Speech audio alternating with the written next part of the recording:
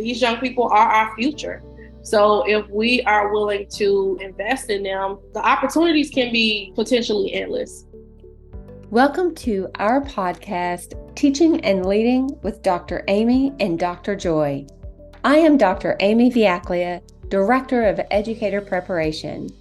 And I am Dr. Joy Patterson, Chief Diversity Officer. Our podcast addresses issues through the lens of diversity, equity, and inclusion, along with solutions for us to grow as educators. So join us on our journey to become better teachers and leaders. So let's get into it. Hello, Dr. Joy. Hi, Amy. How are you? I'm doing well. What about this conversation we're going to have today? So I'm excited about the topic. Let me tell you why. As the Chief Diversity Officer for Governor State University, one of the initiatives that I am implementing for the upcoming year is an initiative for youth in transition, previously known as aged out foster youth. And Dr. Amy, you and I, we actually have done one or two podcasts on this before about aged out foster youth or youth in transition or alternative care for youth.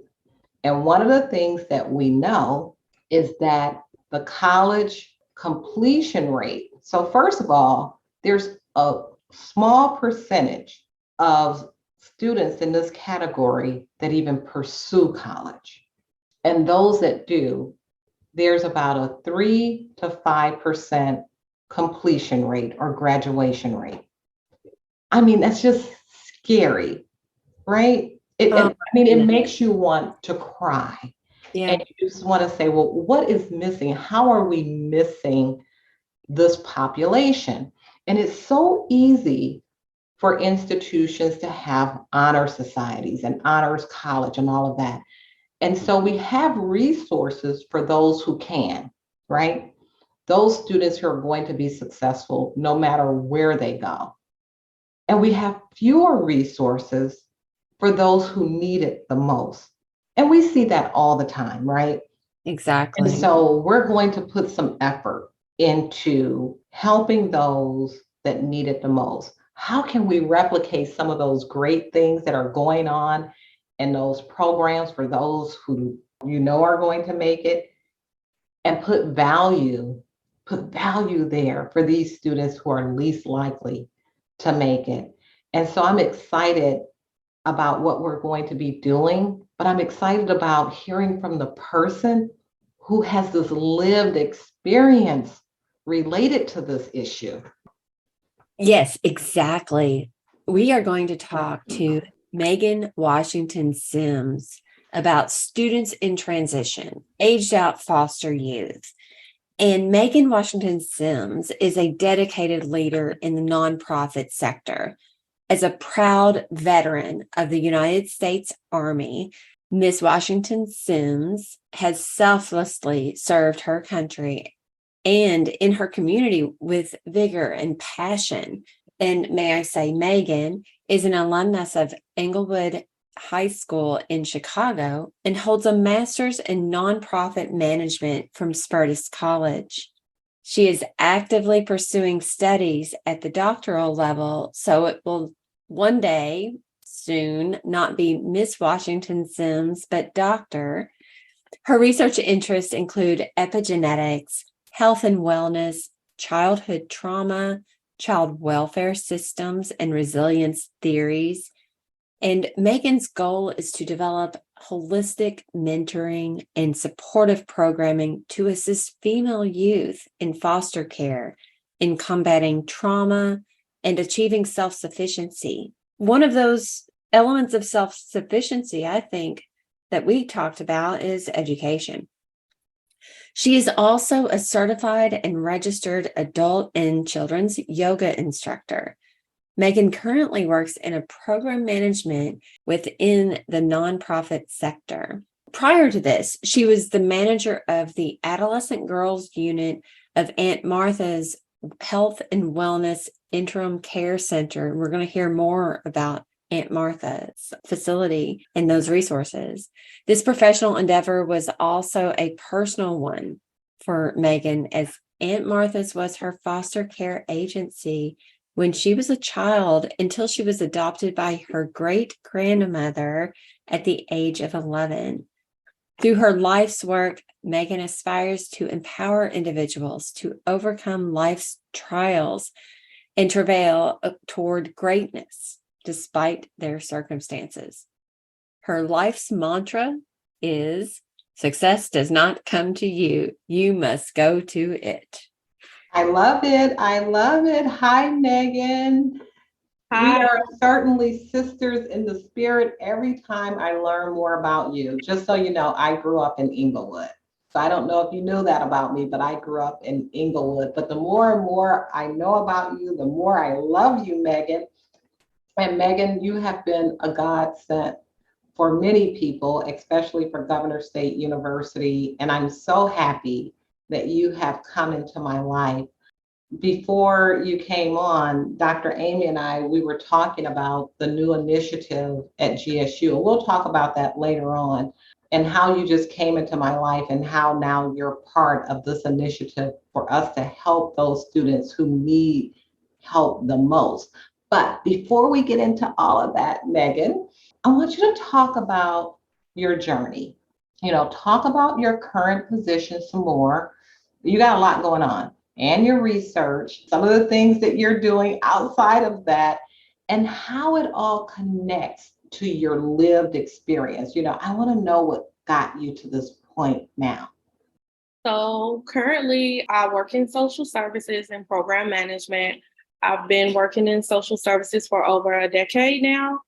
I currently work for a housing organization as a resident services manager, and I oversee properties as far as the social service component on the west side of Chicago primarily, but also on the south side of Chicago at one of our properties that is unique.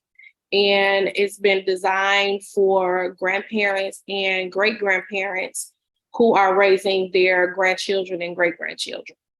I'm already tired. My grandchildren come over. I have them overnight at least once a month, and I'm tired. So when Dr. Amy said, not your grandmother, but your great-grandmother raised you. Yes. Tribute to your great-grandmother. Yes. Oh my gosh. Yes, my great-grandmother, when I was born, my great-grandmother was 62 years old. And she had me from the time I was 2 months until I was 15 years old.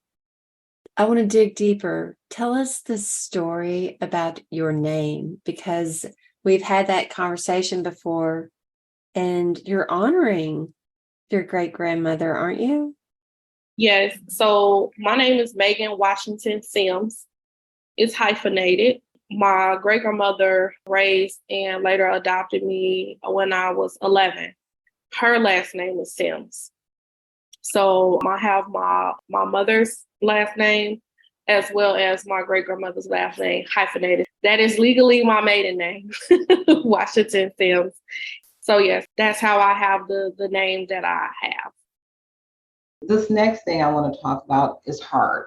And I remember that there used to be so many news stories about crack babies. And just so you know, how I became involved in this initiative with youth in transition is because my husband adopted his children. So he has 4 children. 2 of the children would have been considered crack babies, right? And all I can say about what these crack babies is that they just needed a lot more love and attention. They're both successful adults. Can you share about the news stories in which you were featured kind of around that title? I want to know why you decided to conduct the interview. What message were you trying to convey? So there was a story, the title of the story was actually Cocaine Babies, and it was filmed by ABC 7 News Chicago in the spring of 1989. How I found out about the story, I had to be maybe 13 or 14 years old, and I've always been a naturally inquisitive child. So I was being nosy and going through like old VHSs, old family photo albums, different things like that, because I love history just in general. And I stumbled upon a VHS video, and on the label, it said Mama and Meagan. So I put it in the VCR, like, what is this? And I actually saw the story for myself. I didn't know anything about the story, hadn't heard of it up until that point. So in my adult life from then on, I always knew about it. In the story, Northwestern University, they did a study on babies who were born with cocaine in their system. It was during the cocaine and the crack epidemic in the 80s, and they were basically talking about all of the issues that the kids would have based on being cocaine exposed in utero. One of the things that they talked about was how they would have issues in the classroom as far as learning and different barriers like that. So the baby that was featured in the news story was me, little me, less than 1 year old. I was at an appointment with my great grandmother, one of my doctor's appointments. I had to be, it was spring of 89, so I wasn't even one, but I was, standing up, different things like that. I was featured, being featured in the story. So I was born at Northwestern. So that's where we received our medical care. And at that time, from what I was told, they had a really big program for when women were on drugs. They would go and have their babies there so that the babies can have specialized care due to the cocaine that was in their system. And also too for data purposes so that they can track the babies and kind of see how they fare as far as for their research. When I saw that video as a teenager, I always said that when I, grew up and made something out of myself, I was going to reach back out and have them to do a follow-up. So in August of 2018, I sent email to several media outlets in the city of Chicago, and CBS is actually who followed up with me, CBS News 2 Chicago. So they responded to my email, and they were interested in doing a follow-up based on the information that I shared. As far as at that point, I was 28 or 29. I was in school for my doctorate. I had just got accepted. I had just, got a job at Aunt Martha's. So they agreed to do a follow-up with me. And while doing that follow-up, we were able to retrieve that video, that VHS, and track down the VCR and actually watch it. So I got to watch it as an adult. I got to talk a little bit about my story, talk a little bit about my grandma, talk a little bit about that term, crack baby, and how I felt about that. I wanted to do the follow-up because I consider myself to be very fortunate. I know that I did not get to where I am in life. I just woke up this way. I know that my story is a unique one. And I feel that that label was put out there at that time. And I know that I'm not the only one like me who grew up despite the circumstances, made something out of themselves. And I feel that more stories like that should be highlighted. Interestingly enough, the doctor who came up with that theory and that term, he passed away in 2017. And before he died, he basically said, like, he was wrong. That whole entire generation of children were not essentially doomed. And that with given the right components, nurture can overrule nature. Where at that time, it was like, these kids are hopeless. They got drugs in their system. It's no hope. Don't even waste your time, pretty much. And he came out ultimately and said that wasn't completely true because there are other variables that were not considered at the time that can be considered now. So I just wanted to put a positive spin on that. I think that is so powerful. You said your story is unique, but yet there are elements that really resonate and can resonate with a lot of people. And when we hear foster youth, a lot of times we think about barriers to success. And I think that that's part of what you're trying to do is say there might be some obstacles, some hurdles, but they don't have to be barriers. So share the good work that is happening in foster care. You mentioned Aunt Martha's. What about Aunt Martha's, and what are some of the good work that's happening and how you overturned those? We keep putting air quotes in for the listeners here, the perceived barriers, and also crack babies. Those were in air quotes. So just to clarify for our listeners who are not seeing us with this engaged discussion. So when my family was introduced to Aunt Martha's, I believe I was like 4, maybe 5.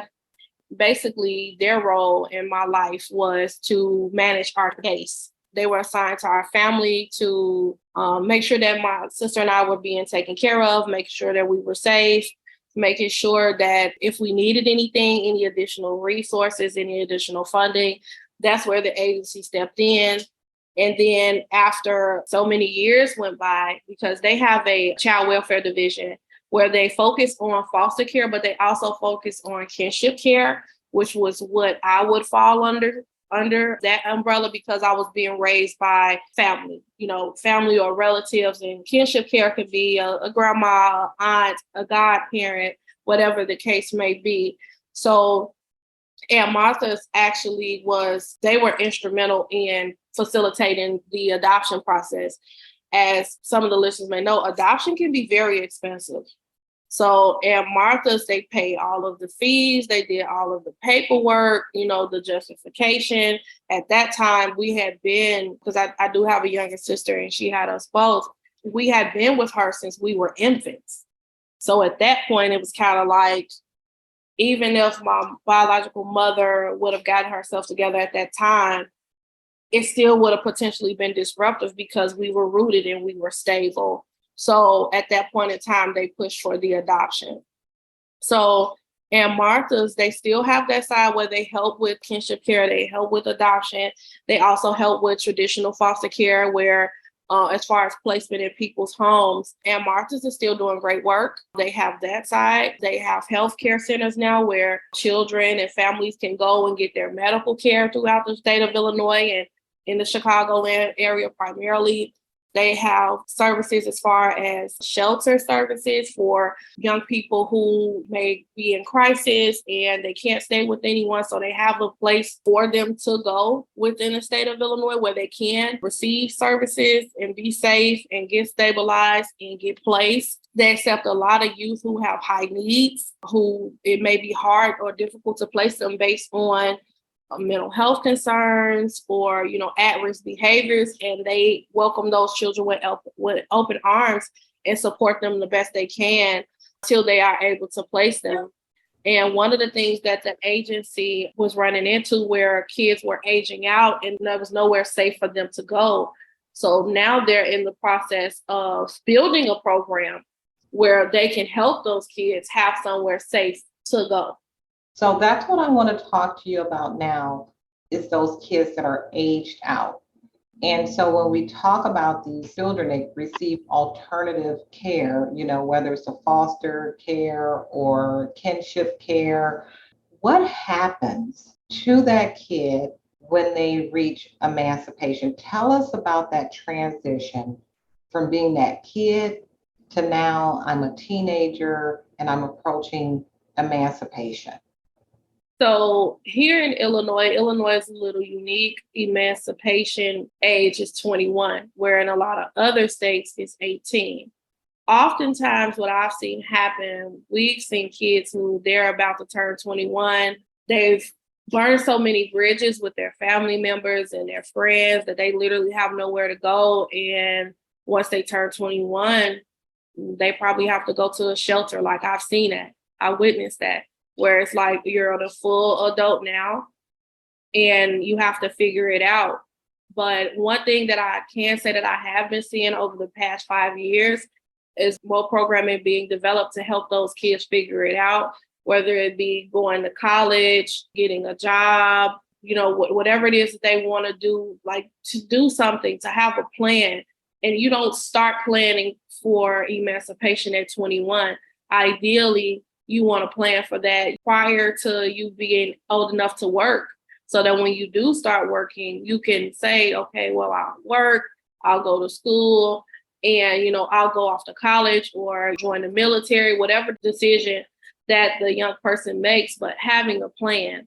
That's the only way to kind of prevent not falling into the societal ills of being homeless, becoming incarcerated, being a victim of a crime, different things like that. Like I've had kids who I've worked with I've had kids, unfortunately, who were murdered. I've had kids who have committed suicide. I follow Chicago mugshots on social media, and I've seen so many of my kids in there for armed robbery and theft and human trafficking and different things like that. And it's disheartening because it's like I've worked with these kids. I know their backstory and the things that they've been through.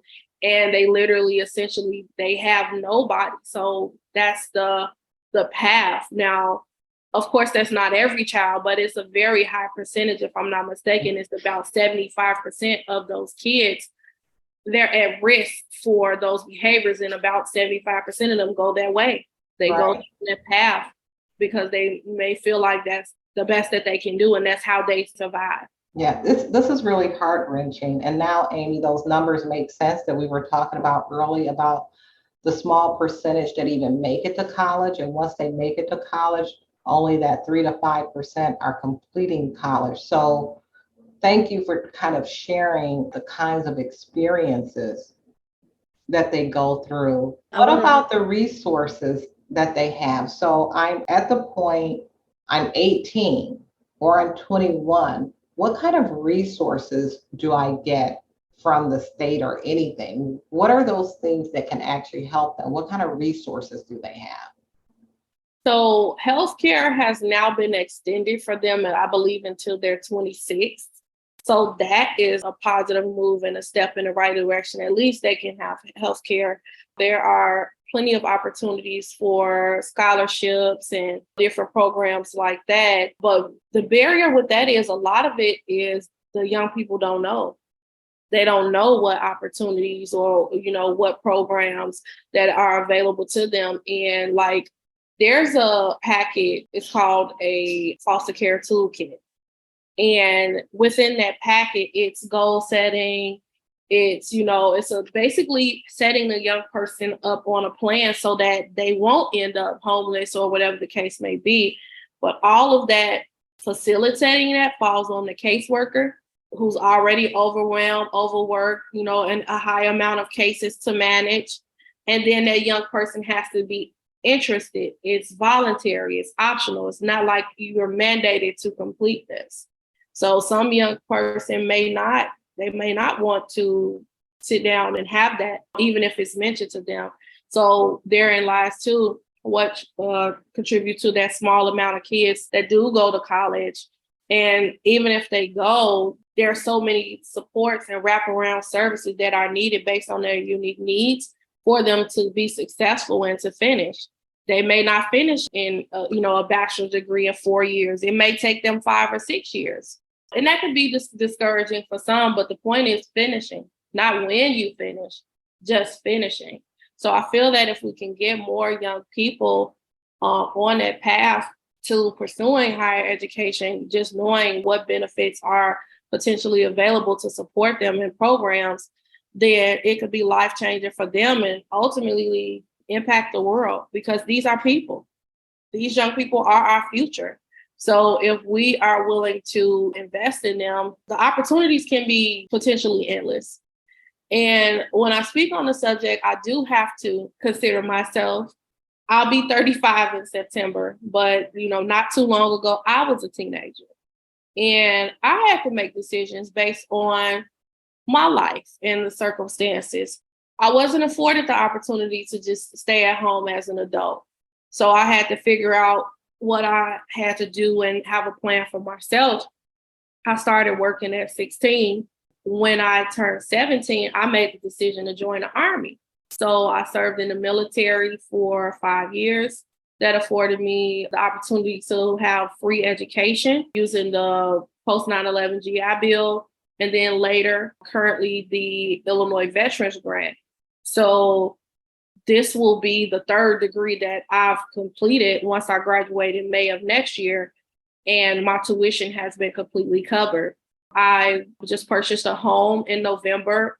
The VA home loan program helped me to where I didn't have to pay any down payment or any closing costs. Making that decision at a young age, it definitely propelled me to the life that I have now, absolutely. But it's one of those things where I had to make that decision. No matter what, I had to see it through. And it changed the trajectory of my life. I say all the time that the best decision that I made in my entire life was joining the military. And I don't regret it to this day. Was it easy? No. Was every day sunshine and rainbows? Absolutely not. But I received a wealth of benefits. I got to travel the world. I met a lot of great people who are, now at retirement age and they're in their 30s, and they are impacting the world and being great. So it was a great decision for me. And though I know that that may not be the best decision for everyone, it worked for me. I was able to take up a trade. So in addition to the degrees that I have a trade that the military paid for. I got to, travel the world and, do all of that great stuff. So it just was a multi-layered decision. And it worked for me because when I graduated, I didn't want to go to college immediately, but I knew that I wanted to go. For me, the social aspect of high school was not the best. My grades were not the best. I did not graduate with honors or any of that. I graduated. So when I graduated from high school, I had a 2.6 GPA.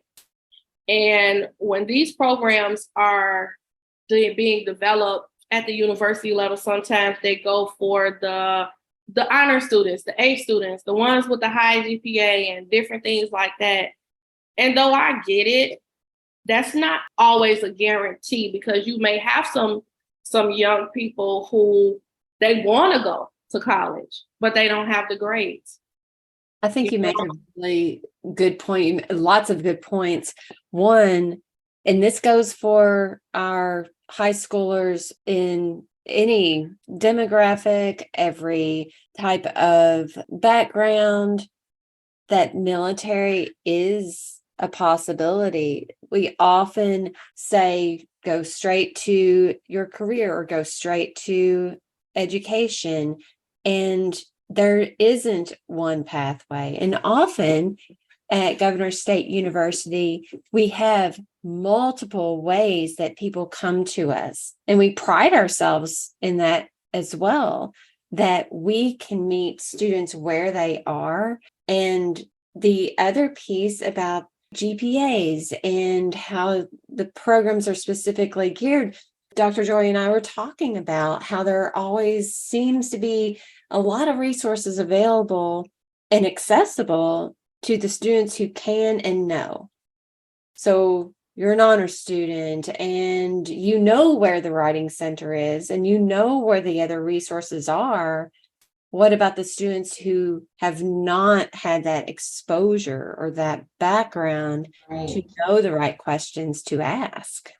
You're currently in a doctoral program, and I see your shirt. I want to see the whole shirt because I love it. For our listeners, it's a to-do list, and it has a check mark, bachelor, check mark, master, and there's an empty box that you're going to be filling.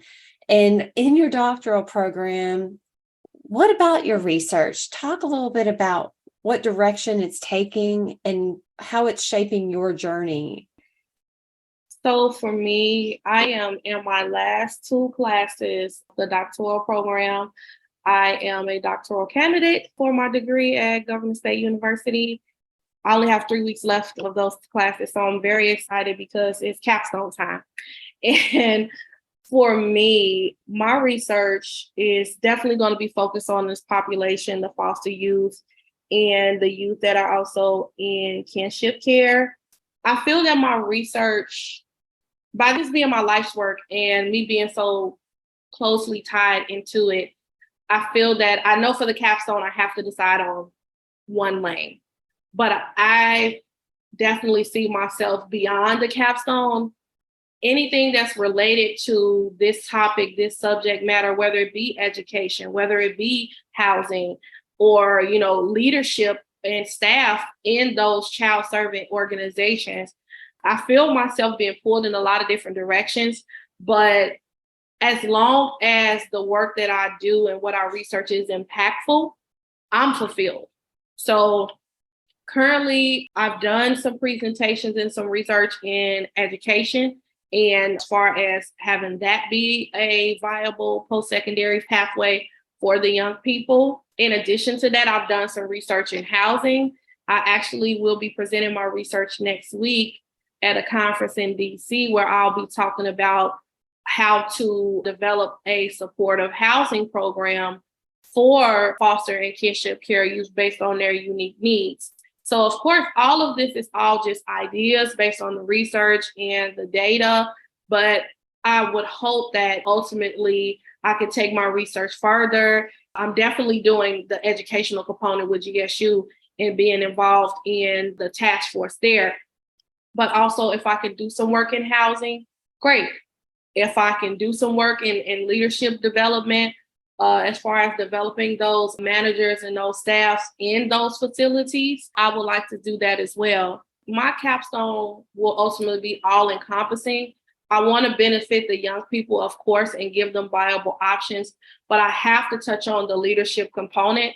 One, due to the nature of my doctoral program, but also two, we can have all of these great programs and all of this wonderful stuff for these kids, but if we don't have the right people in place, facilitating the programming, supporting the children, it would be a waste. So one of the things that I want to talk about is how do we develop, and I guess I'll coin the term, how do we develop the competent and the compassionate professional in child welfare?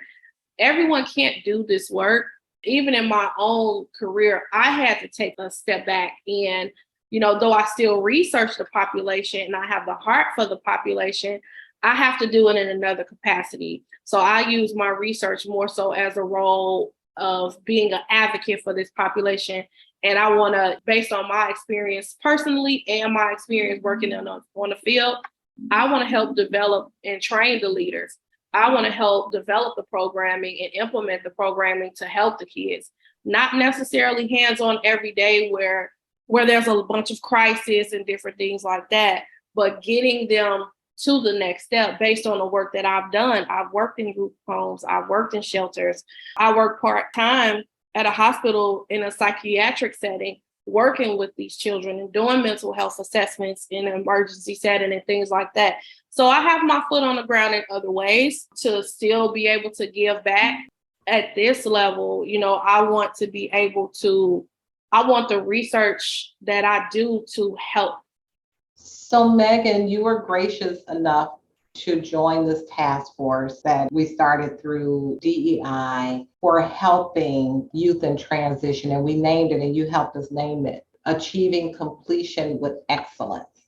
Tell us more about this task force, what it aims to do, and what is your hope for our goals? So with the ACE program, one of the things that stood out to me when we selected the name, and I love it, is it puts a positive spin on the term ACE.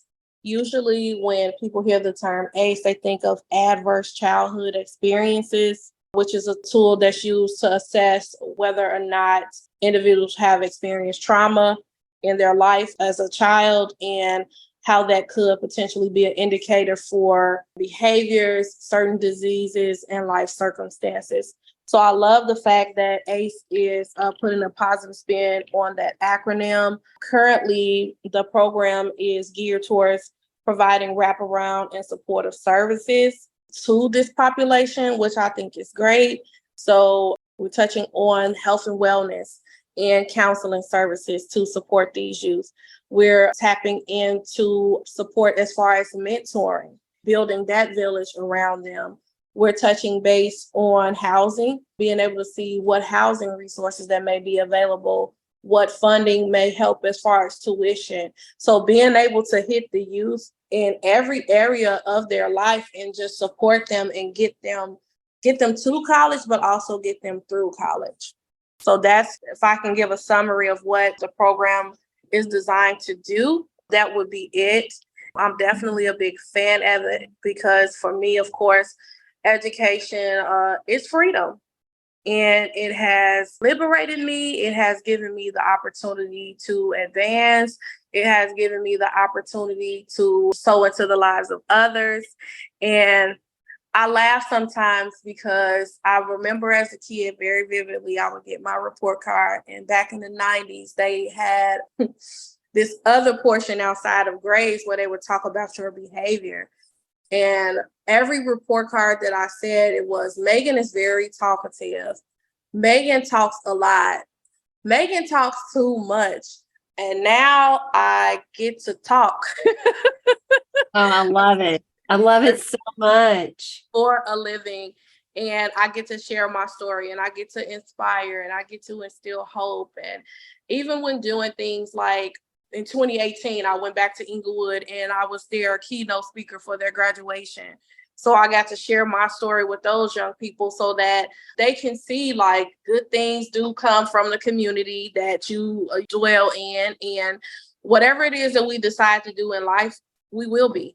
If we're committed to succeeding, we will. If we're committed to taking a different path, we will. You make such a good point about education being the great liberator. That is something no one can take away. I mean, they can take away a house, they can take away a car, but you can't just take away someone's education. It is ingrained in us, and that's part of us. I've loved this conversation so much. I just have one last question, though, before we leave. What would you say to the 16-year-old youth who is starting that transition process that is approaching emancipation in that near future? What are your words to them? So what I will say to them is they're ultimately going to make their own decisions, but make your decisions count. Think about the life, and I tell the young people that I work with all the time, when you're 16, think about the life you want at 18. When you're 18, think about the life you want at 21 and 25 and 30 and so on and so forth, and set goals. That has served me well. And I spent a lot of my younger years thinking about what I didn't want to be and the type of life that I didn't want to have. And so anything that took me in the direction that was the polar opposite of that, that's the direction that I went in. Also, I would encourage them to tap into those resources, tap into those support systems. There are people out here who are willing to talk to you, who are willing to support you well beyond whatever services you might be receiving. Ultimately, you have to believe in yourself. You all shared in my bio, my life mantra being success does not come to you, you must go to it. That quote is from Marva Collins, who was a well-known educator here in the city of Chicago. And one of the things that Marva Collins did, and I know about Marva Collins from watching public television as a kid, and I got to see the Marva Collins story. So what she did was she took kids who the public school system had wrote them off, put all of these labels on them, saying what they couldn't do, and pretty much they were not going to amount to anything. She took these kids into her home and turned her living room into a classroom, and she taught these children herself. And these children end up growing up to be doctors, lawyers, pilots, so on and so forth. So she believed in them, despite what was said about them. And then she pushed them to believe in themselves. And ultimately, of course, she went on to open her own school that was in inception well over, I believe, 25 years until after she passed away. And then they later closed it down. The fire that Marva Collins had, you don't really see a lot of professionals with that anymore, whether it be in social services, education. Sometimes that fire gets so diminished. Just check the box is what's being pushed. So even as a professional in my field, I just vow to never use that fire. You may have to adjust it, to be able to do what's within the confines of your job, but always keep that fire for that population. So to that young person, there are people that are out here that are willing to help and support you. So gravitate towards them versus those who tell you what you can't do. Outstanding. What a wonderful way to end this. And I think it's not just a message for those 16-year-olds, but it's a message to all of us. And we call ourselves educators. And so for us, it's a call to action. So I appreciate you sharing your story, and it can't be easy each time you share the story, but I am so thankful that you have this gift. It has become a gift, and I'm so thankful that you are sharing your gift and you're using your gift to make a difference. I appreciate you all having me. I really, truly do. I feel that me telling my story, it's not optional at this point in my life. I have to. Yeah, it gives hope. It gives Yeah. so much hope. I'm so happy that you're part of ACE. I'm happy about what we're going to be able to do at Governor State University. I've already added to our to-do list. We need to track our alums because they are going to be alums, and we need to track their success stories. And I just appreciate you so much for this foundational work that we're doing. No problem. I'm just looking forward to continuing to do the groundwork to help to build the program. I do aspire to be a professor. So hopefully I'm able to come aboard at Governor State and be able to be in the classroom so that when we get those young people who may identify as youth who are experiencing or have experienced alternative care, I can say, come talk to me. Let's make sure that you're on the right path and you're getting everything that you should be receiving as far as support to get you through the process. Just letting them know, like, it's possible. It's definitely possible to succeed, to excel, no matter what you're faced with. Thank you so much. And I look forward to one day saying, welcome to our podcast, Dr. Washington-Sims.